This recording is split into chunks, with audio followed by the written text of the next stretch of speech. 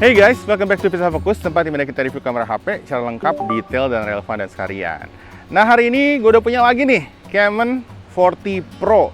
Nah, ini jadi repeat review guys. Kenapa gue repeat review? Karena setelah 6 bulanan sejak gue pertama kali ngerilis review yang pertama ya, mungkin 5-6 bulanan lalu, ini ternyata udah dapat banyak update ya, mulai dari UI dan OS-nya yang lebih smooth, kerasa banget kayak HP yang lebih mahal nih sekarang.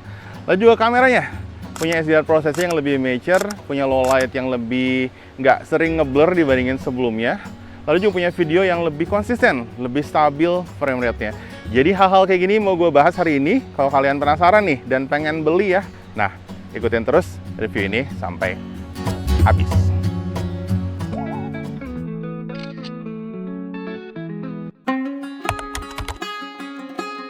Guys, kita mulai dari daylight dulu ya, seperti biasa. Dan seperti biasa juga, gue akan ajak jalan kalian keliling Bali. Nah, sejak awal rilisnya, di kondisi cahaya bagus, Canon 40 Pro udah punya tone yang rich dan terasa mahal. Nah, setelah update, karakter itu tetap ada, jadi nggak hilang, nggak usah khawatir. Hanya aja, cara HP ini mengatur exposure dan HDR sekarang kerasa lebih on point sih kalau buat gue. Kalau dulu tuh banyak yang bilang suka di boost terlalu terang, dan menurut gue emang kayak gitu ya. Sekarang, hal tersebut sudah lebih di-fix sebagian besarnya. Hasil fotonya lebih stabil, lebih rapi, dan lebih mudah ditebak konsistensinya, terutama dari segi exposure. Lalu, masih ada 3 profil warna utama Tecno Camon 40 Pro, yaitu Standard, Bright, dan Common. Ketiganya terasa mirip dengan sebelumnya, namun masing-masingnya makin terasa lebih stabil di exposure yang pas, dan tone-nya juga jadi lebih berkarakter. Kontras juga meningkat nih, dan ini efeknya positif. Objek terlihat lebih jelas tanpa warna yang terlalu berlebihan, tapi juga tetap kerasa vibrant. Dan ini buat gue sih nambah kesan mahalnya ya. Beraninya lebih berani lagi, lebih matang lagi. Sepertinya karakter Canon udah makin terasa aja dengan update yang sekarang ini. Walaupun begitu, ada beberapa situasi tertentu di mana kontrasnya terasa agak terlalu pekat. Nggak sering, hanya sesekali aja. Untungnya sih SDR-nya masih oke banget ya. One of the best, bukan cuma di kelasnya guys, tapi one of the best secara umum. Pengangkatan shadow tuh seringkali sukses dan efektif tanpa terlihat terlalu flat atau terlalu terang.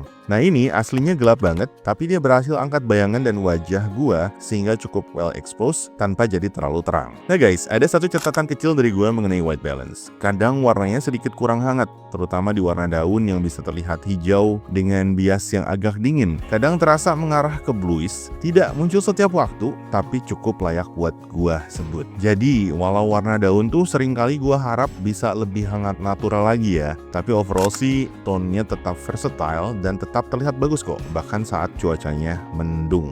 Mengenai konsistensi antara lensa juga cukup baik, dari ultrawide ke wide, exposure dan tone cukup sejalan. Ultrawide-nya memang sedikit lebih underexposed secara umum, wajar banget, tetapi masih sangat mendekati dan terlihat natural juga dengan HDR yang prima juga. Malah di 1.2 Sikon nih, kadang HDR-nya melebihi HDR di kamera utamanya loh, lebih bagus di ultrawide-nya. Lalu yang gue suka, ultrawide-nya sudah punya autofocus, ini sangat ngebantu untuk jaga detail, baik objeknya dekat maupun ketika jauh. Nah, jadi secara umum di berbagai situasi detail tetap rapi. Di 1 kali, di 2 kali, di 4 kali, semuanya cukup rapi ya. Secara pentingnya kerasa, tapi cukup minimal jika dibandingkan dengan model lain pada umumnya yang sering gua review juga. Tapi buat gua dari segi detail, pendekatannya udah sangat pas. Sosmed ready, tapi nggak over juga. Karakter warna juga rich dan tetap enak dilihat.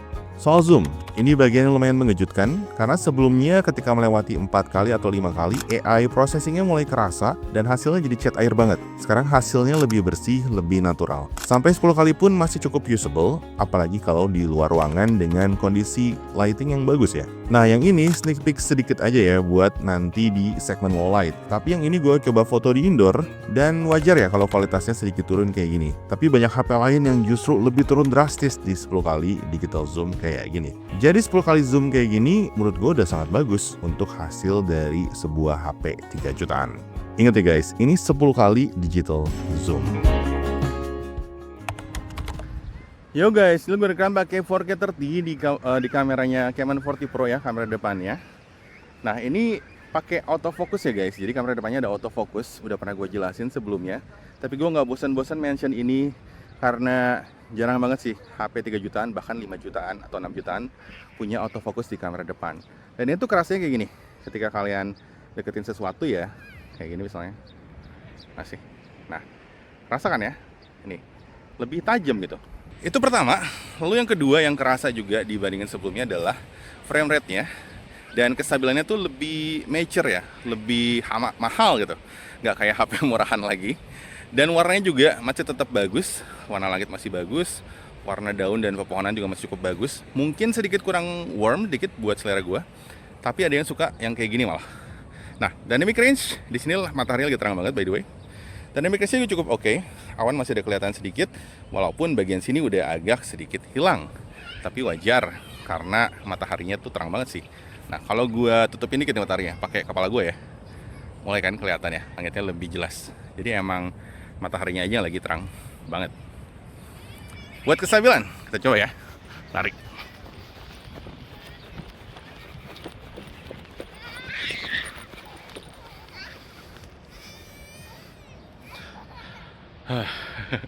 Gimana? Cukup stabil kan guys? Ya, ini nih kamera depannya Canon 40 Pro udah meningkat sejauh ini sejak 5 bulan lalu. Well done.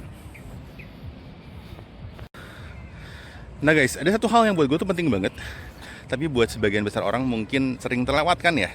Itu adalah kualitas mikrofon. Jadi sebelumnya di Canon 40 Pro yang gue tes 5 bulan lalu, gue tuh agak kecewa sama kualitas mikrofonnya, sama kompetitornya kalah, dan agak sember gitu loh. Karena gue sering pakai ke pinggir laut, ke gunung yang agak tinggi dan ada angin gitu ya. Jadi tuh kerasa banget kalau mikrofonnya kurang. Tapi kali ini mikrofonnya udah lebih bulat, udah lebih bersih nangkap suara gue, dan lebih pintar juga nih ngenurunin noise di sekitar gue ya. Nggak bikin sember juga, masih kerasa bulatnya. Kerasa banget kan sekarang kalau suara gue tuh cukup bulat dan cukup jelas. Bahkan ada orang nangis di situ. Kelihatan, kedengeran nggak? Nggak gitu kedengeran kan ya? Guys, setelah update, video di Canon 40 Pro ini kerasa lebih smooth daripada sebelumnya. Gerakan kamera, jalan, panning kiri kanan itu sekarang lebih stabil ya. Nggak kerasa patah-patah. Overall enak dilihat, walaupun nih kalau lagi siang terik banget dan panas banget ya. Ada beberapa momen kecil di mana frame rate tuh kayak turun sedikit. Nggak sering, cuman occasionally aja, jauh lebih jarang daripada 5 bulan yang lalu. Tapi walaupun begitu, videonya tetap kelihatan stabil, tetap kelihatan mulus dengan dynamic range yang lumayan luas. Highlights nggak gampang meledak, shadow masih kelihatan detailnya. Tone warnanya cukup oke sih buat gua. Walau ya sama ya seperti tone di foto, kadang kerasa kurang hangat kalau cuacanya lagi mendung. Anyway, yang gue suka banget adalah autofocusnya yang juga ada di kamera depan. Untuk HP di harga segini, ini autofocus di selfie kameranya termasuk cepat dan responsif. Kalau kalian bikin vlog sambil jalan santai atau konten outdoor yang casual aja guys, atau mungkin jualan di TikTok, ini cukup bisa diandalkan. Di kamera belakang, fokusnya cukup bisa diandalkan, 90% cukup akurat dan responsif. Rekaman videonya juga maksimum zoom di 10 kali ini, walaupun hasilnya nggak gimana-gimana banget, tapi untuk sebuah digital zoom 10 kali ini cukup kepakai. Pergeseran zoom 1 kali ke 10 kali ke 1 kali lagi nggak terlalu mulus dan terasa agak berat ya, agak patah, tapi overall autofocusnya masih tetap efektif. Ketika gue coba rekam sambil jalan, ada sedikit penurunan frame rate, tapi hasil rekaman keseluruhannya itu lebih konsisten dari awal sampai akhir, nggak ada yang tiba-tiba berhenti sebentar atau tiba-tiba nge-lag. Jadi walaupun angka frame rate nggak mendekati 30, dari segi kemulusan udah improve ketimbang pertama kali gua review. Hasil rekaman ultrawide di 1080p 30fps juga cukup stabil dengan flicker yang minimal. Sayang aja sih hanya bisa rekam ultrawide di 1080p 30fps ya guys. Tapi overall warnanya cukup natural sesuai dengan sore itu yang nggak cerah-cerah banget, nggak mendung-mendung banget juga. Nah, favorit gue ini rekaman di 1080p 60fps karena mulus banget sih menurut gua. Nggak ada frame rate drop sama sekali selama gua rekam bermenit-menit di cuaca outdoor panas kayak begini. Autofokusnya pun juara. Gue suka banget hasil rekaman di 1080p 60 ini.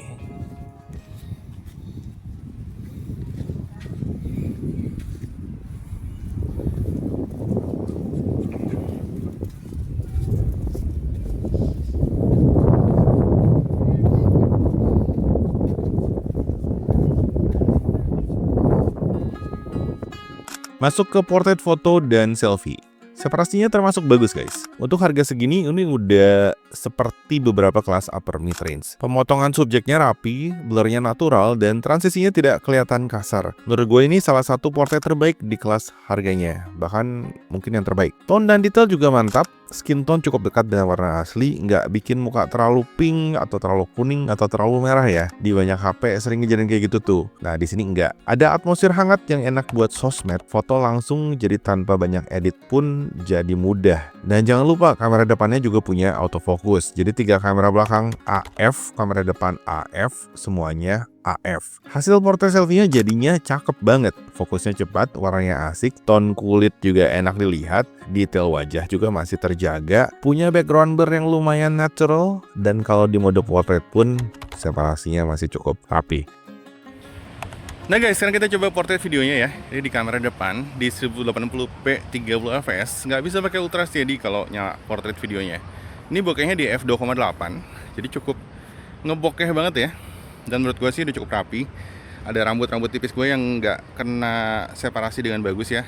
Tapi HP 3,3 jutaan tuh nggak ada lagi sih yang punya cinematic kayak gini ya, kecuali 1 atau 2 tipe lain lah. Jadi udah cukup bagus, sangat capable untuk di panning, tilting dan segala macam juga ya. Ya bukan yang terbaik tapi udah sangat berguna sih kalau kalian pengen punya video dengan bokeh, simulasi bokeh kayak gini. Kualitas portrait video di Canon 40 Pro menurut gue masih perlu ditingkatkan. Sayangnya kita memang nggak bisa nyalain IIS, dan simulasi bokeh juga masih belum nyala ya kalau subjek utama ngebelakangin kameranya. Jadi cuman aktif kalau kameranya ngedetect ada muka. Algoritma portrait videonya semoga diimprove di seri berikutnya, dimana kita juga bisa pakai IIS dong ya. All in all, banyak yang nggak punya portrait video di harga segini, bahkan di harga yang lebih mahal. Jadi ini tetap kelebihan sih buat gue. Tetap bisa kalian pakai, terutama kalau kalian set pakai tripod, enak banget buat presentasi produk karena separasinya ketika kita hadap kamera udah cukup baik ya. Nah ini jelas ngebantu buat ngerekam pakai kamera depan di mode portrait. Dan di kamera belakangnya, zoomnya juga bisa 10 kali di mode portrait video. Ini generous banget sih guys. Anyway guys, gimana? So far so good ya upgrade di daylight ini, tapi kita harus lihat sih di low light kayak apa sih upgrade-nya. Menurut gue sih lebih kerasa lagi.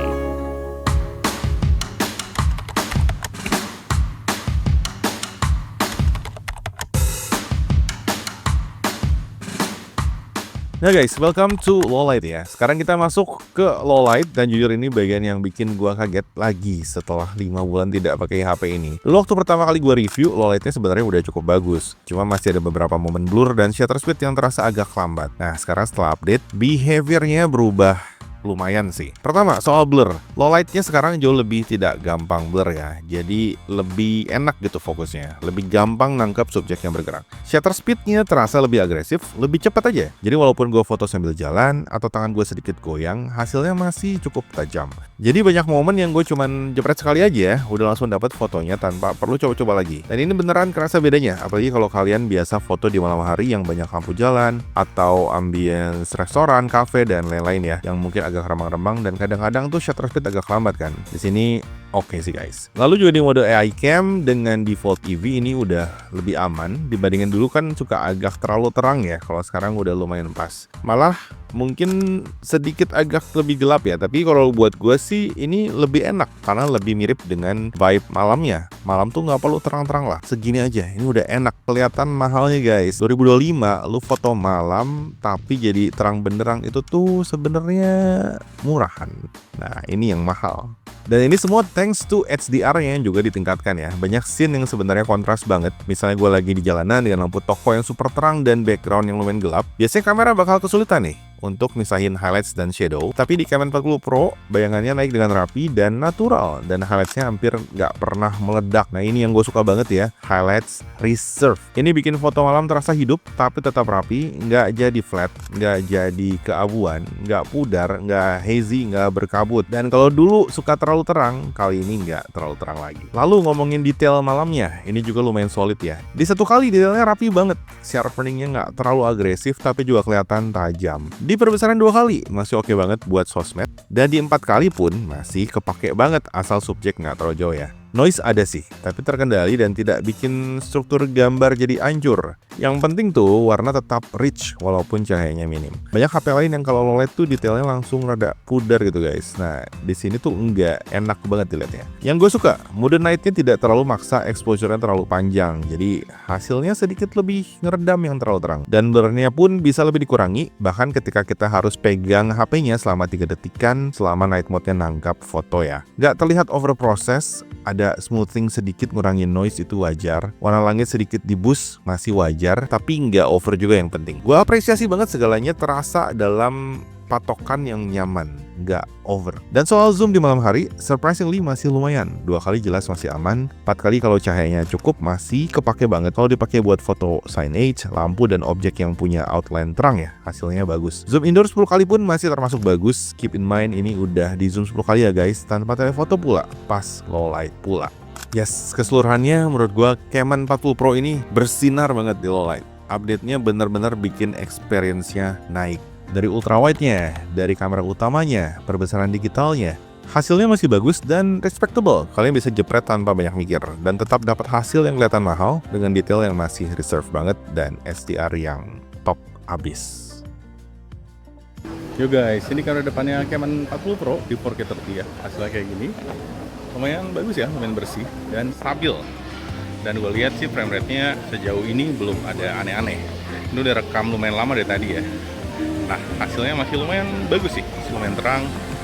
Muka gue juga fokus dan pendingnya juga lancar nih. Satu yang bisa ditingkatin dynamic range-nya aja. Dan mungkin akurasi warna ya, akurasi white balance tepatnya. Tapi so far sih udah bagus sih kata gue. Gimana menurut kalian? Komen di kolom komentar ya.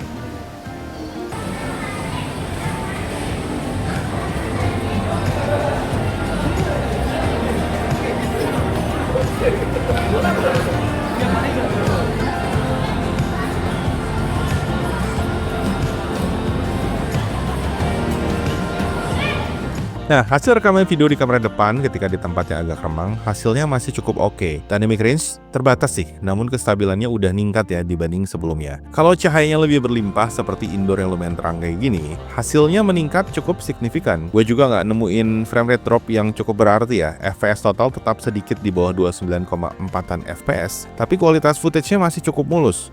Stabil, dynamic range-nya juga bisa diterima dengan fokus yang bagus di kamera depan. Di video kamera belakang, kalau soal kestabilan itu udah cukup stabil guys. Soal dynamic range-nya ya bisa dibilang agak limited, tapi ini udah termasuk lumayan sih kalau menurut gue. Apalagi fokusnya tuh lumayan ya, nggak terlalu lepas-lepas. Karena 5 bulan lalu tuh gue inget fokusnya masih suka agak lepas. Lalu juga secara umum, jitter ini lumayan minim. Noise-nya juga lumayan minim, dan jelas sih kalau dari pengamatan gue, footage-nya jelas ya. Improve dibandingin 5 bulan yang lalu. Nah anyway, ada satu segmen lagi, yaitu segmen Sunset.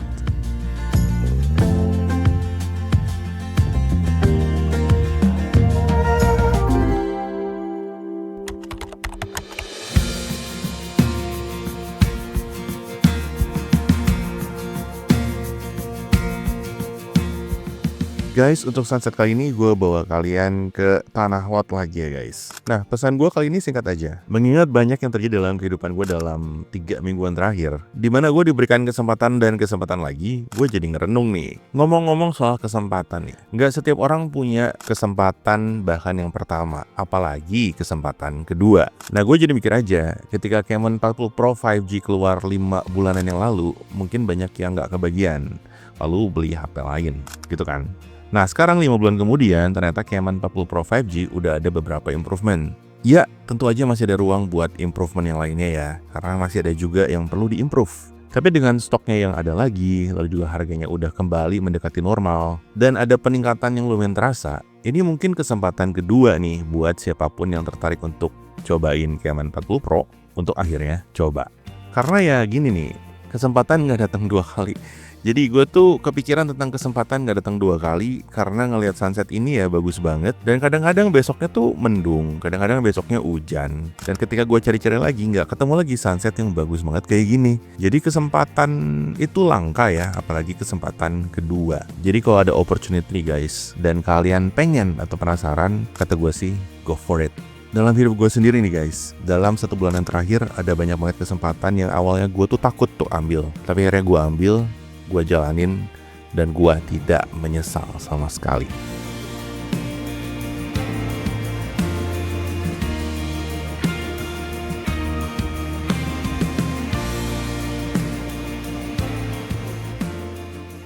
Nah guys, segitu dulu review Camon 40 Pro yang kedua kali ya kali ini, dan gue harap kalian dapetin insights dan informasi yang baru nih yang udah updated.